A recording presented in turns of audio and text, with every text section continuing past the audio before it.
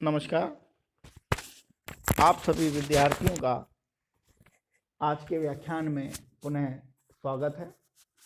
आज हम परिवार की प्रकारों पर चर्चा करेंगे। पूर्व के व्याख्यान में हमने परिवार का अर्थ, परिभाषा, उत्पत्ति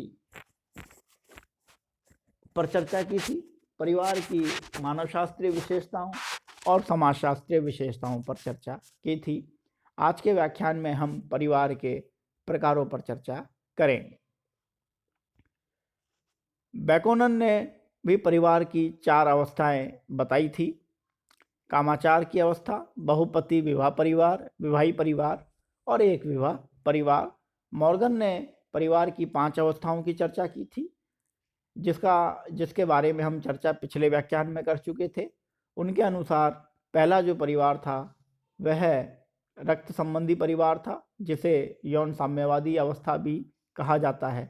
उसके पश्चात उन्होंने समूह परिवार की अवस्था की चर्चा की थी। उसके पश्चात सिंडेसियन परिवार की चर्चा की थी। उसके पश्चात पितृसत्तात्मक परिवार व्यवस्था की चर्चा की थी और उसके पश्चात एक विवाह परिवार की चर्चा की थी। बैकोनन ने भी 4 प्रकार की अवस्थाओं की चर्चा की है। कामाचार की अवस्था, बहुपति विवाह परिवार की अवस्था, विवाह परिवार की अवस्था और एक विवाह परिवार की अवस्था। अब हम परिवार के कार्यों पर चर्चा करेंगे। परिवार समाज की मूलभूत आवश्यकता है, समाज की मूलभूत इकाई है।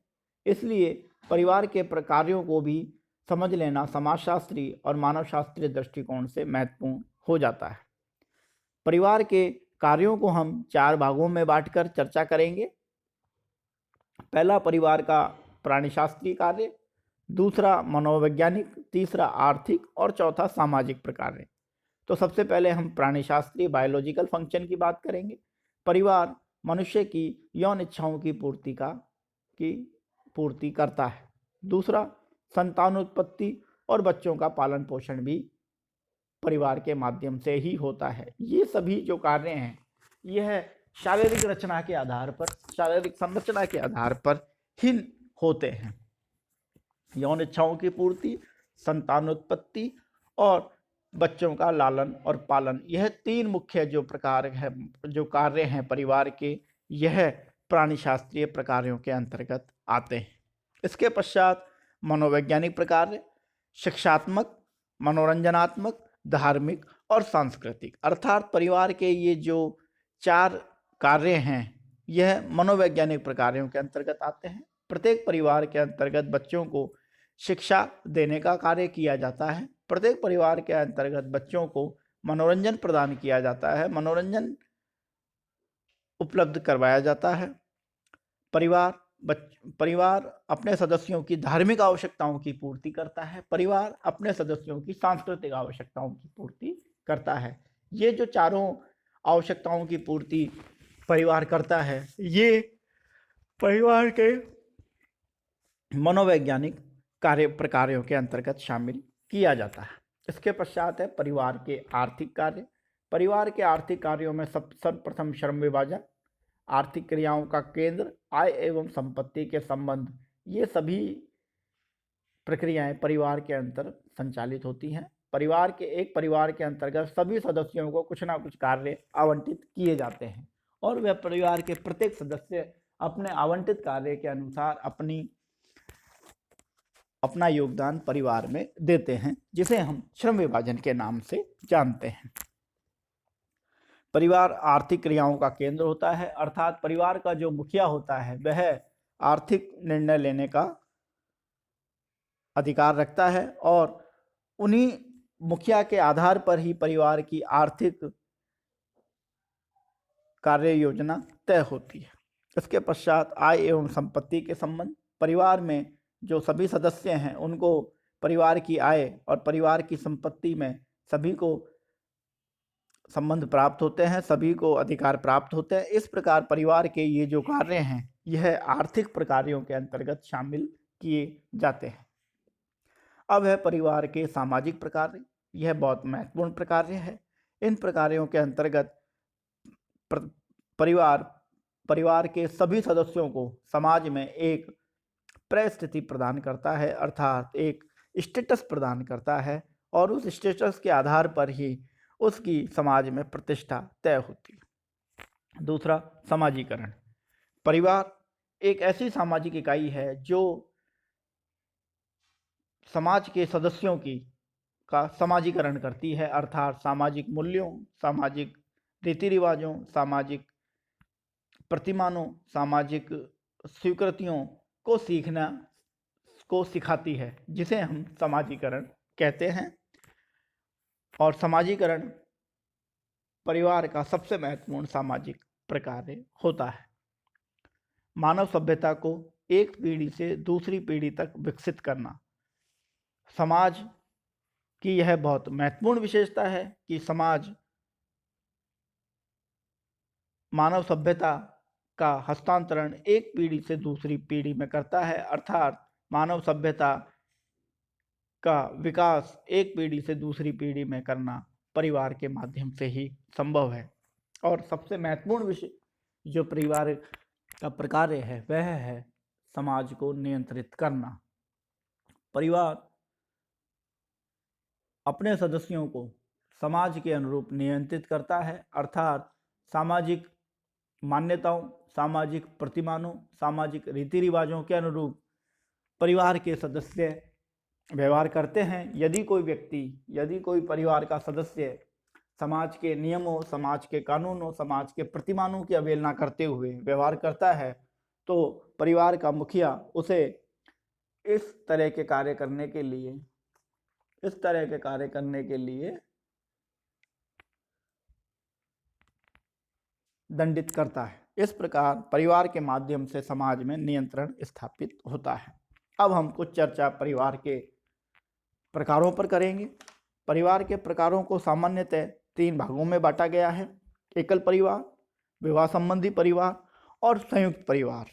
एकल संबंध के आधार पर परिवार के स्वरूप जो हैं वह एक विवाही परिवार, बहुविवाही परिवार, जिसके अंतर्गत बहुपत्नी परिवार और बहुपति परिवार आते हैं। इसी प्रकार सत्ता के आधार पर परिवारों को 2 भागों में बांटा गया है: मातृसत्तात्मक परिवार और पितृसत्तात्मक परिवार। पितृसत्तात्मक परिवारों के अंतर्गत जो परिवार की सत्ता है वह पिता के पास होती है, पुरुष के पास होती है, जबकि मातृसत्तात्मक परिवारों के अंतर्गत जो परिवार की जो सत्ता है वह माता के पास होती है, महिला के पास होती है। इसी प्रकार से वंश के आधार पर परिवारों का जो वर्गीकरण है वह 3 प्रकार से किया गया है: पितृवंशीय परिवार, मातृवंशीय परिवार और उभयवाही एवं द्विनाभि परिवार। अर्थात या तो वंश जो है परिवार का वह पिता के नाम से संचालित होता है या फिर माता के नाम से संचालित होता है, तो उसे मातृवंशीय परिवार कहते हैं। एक परिवार उभयवाही एवं द्विनाभि परिवार होता है, अर्थात परिवार का जो वंश है वह माता पिता दोनों के नाम से संचालित होता है, जिसे द्विनाभि परिवार भी कहते हैं। किंग्सले डेविस ने भी इसके अलावा परिवारों का जो वर्गीकरण है वह 2 प्रकार से किया है। किंग्सले डेविस कहते हैं कि एक परिवार होता है जन्मित परिवार और एक होता है जनक परिवार। जन्मित परिवार के अंतर्गत व्यक्ति जिस परिवार में जन्म लेता है वह उसका जन्मित परिवार होता है, और विवाह के पश्चात वह जिस परिवार में रहता है वह उसका जनक परिवार होता है, अर्थात वह उस परिवार की स्थापना करता है। अतः किंग्सले डेविस का जो ये वर्गीकरण है जन्मित परिवार और जनक परिवार, यह भी मानव शास्त्रीय और समाजशास्त्रीय दृष्टिकोण से महत्वपूर्ण वर्गीकरण हो जाता है। अंत में हम कुछ आदिवासी परिवारों की चर्चा करेंगे, और आदिवासी परिवारों में भी हम उन परिवारों की चर्चा करेंगे जो मातृवंशीय परिवार है। मातृवंशीय परिवारों के अंतर्गत गारो, खासी और नायर, ये 3 जनजातीय समूहों के प्रकारों को संचालित किया जाता है। गारो जनजाति को मातृवंशीय परिवार है, जिसमें लड़की को संपत्ति मिलती है, उसके पति को नौकरों कहा जाता है, अन्य के पति चौवारी कहलाते हैं। और यह जनजाति जो है यह आसाम में पाई जाती है, अर्थात गारो जनजाति आसाम में पाई जाने वाली जनजाति है। और इस जनजाति में जो परिवार है वह माता के वंश के आधार पर चलता है, और इसमें लड़की को संपत्ति मिलती है और उसके पति को नौकरों कहा जाता है, अर्थात वंश का संचालन माता के नाम से होता है और माता को ही संपत्ति प्राप्त होती है। इसके पश्चात हम चर्चा करेंगे खासी जनजाति की। खासी जनजाति भी आसाम में निवास करती है। यह भी मातृवंशीय परिवार है। इसमें महिलाएं जो हैं, स्त्रियां जो हैं, वह पुरोहित का कार्य करती हैं। छोटी लड़की का महत्व सबसे अधिक होता है। इसके पश्चात नायर परिवार मालावार की जनजाति है। एकांकी परिवार को इसमें ताऊजी कहा जाता है और नायर परिवार में भी जो वंश है वह माता के नाम से चलता है। इसे मातृवंशीय परिवार कहते हैं। समाजशास्त्रीय दृष्टिकोण से गारो, खासी और नायर, ये जो तीनों जनजातीय समूह हैं, ये मातृवंशीय परिवार हैं। और आपके परीक्षा के दृष्टिकोण से ये प्रश्न पूछा जाता है कि 2 मातृवंशीय परिवारों के नाम लिखिए जिनमें मातृवंशीय परिवार पाया जाता है। तो आपको यह परीक्षा के दृष्टिकोण से याद रखना चाहिए कि गारो, खासी और नायर, ये जो 3 जनजातीय समूह हैं, ये मातृवंशीय परिवार हैं। यहाँ पर आके आपका जो परिवार की जो अवधारणा है वह समाप्त होती है। इसके पश्चात सेकेंड यूनिट के अंतर्गत आपकी जो अंतिम अवधारणा है वह अवधारणा नातेदारी है। अगले व्याख्यान में हम नातेदारी पर चर्चा करेंगे। आज के व्याख्यान में हम यहीं समाप्त करते हैं। धन्यवाद।